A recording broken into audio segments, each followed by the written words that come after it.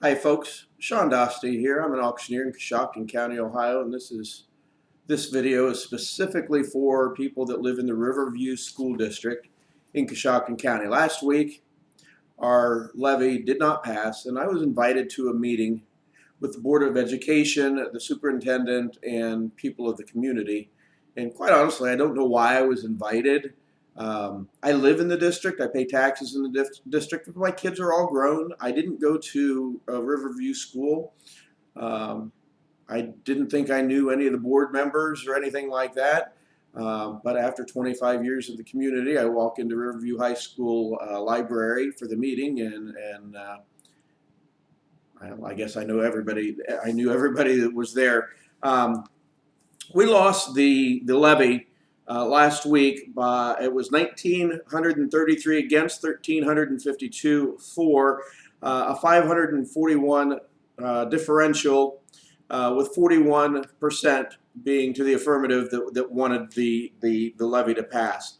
I've got to tell you that I've not been involved in local politics. I haven't been involved in anything of this nature. So this was a first time for me, but it was one of the saddest meetings that I'd ever um, uh, been to. Um, at issue is taxes, of course. AEP, American Electric Power, Conesville coal-fired power plant, is closing down, and it's been. I'm 53 years old. It's older than I am. They've been there for forever, and they've paid a lot of taxes over the years, and we are the state's largest school district. And well, the fact of the matter is that the school district is losing $2 million.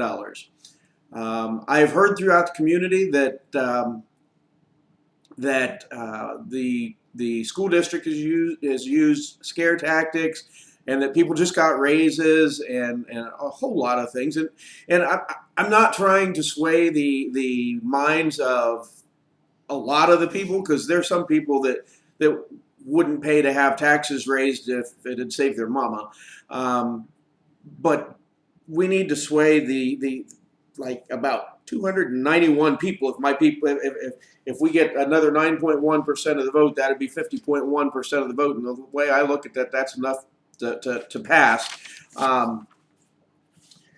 I've also heard that some of the board members of the Board of Education are entitled and have been there too long, and that Riverview doesn't know how to manage their money, and all kinds of stuff that you hear, and that people aren't going to be able to afford it. Number one, it's not a property tax; it's an income tax. So if you don't make a whole lot, you're not going to spend a whole lot. You're not going to spend a whole lot of your income. In fact, it's like 0.75%. Now that means if you have $1,000 a month income, it would cost you $1 a month. 1% of 1,000. Let's see. No, it'd be $10. So if you make $3,000 a month, it'd be $30 a month to help raise your school. Now I've been told to write a check out of my own pocket. Unfortunately, I don't make $2 million that I can just donate to the school for 1 year. That's what taxes are for, so that us as a community support our children. $2 million is a lot of money. They're looking at different ways to restructure, and it may come down to that the school district restructures.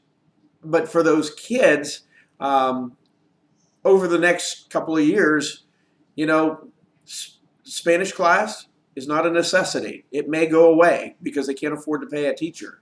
Football, all the extracurriculars, if they are not cut out, they'll definitely be pay to play.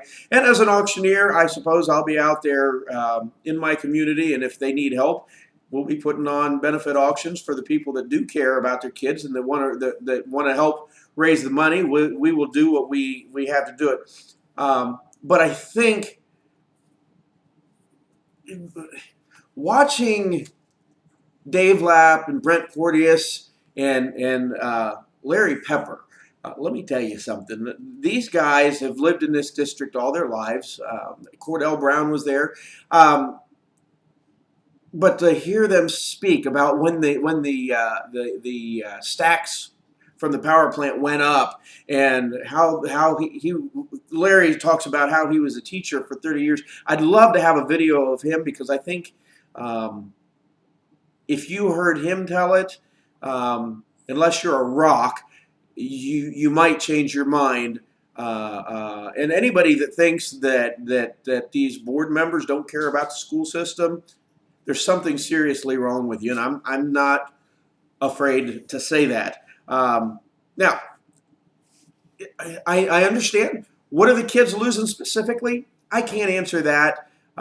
There's going to be resolutions that have to be turned into state and forecasts and things like that.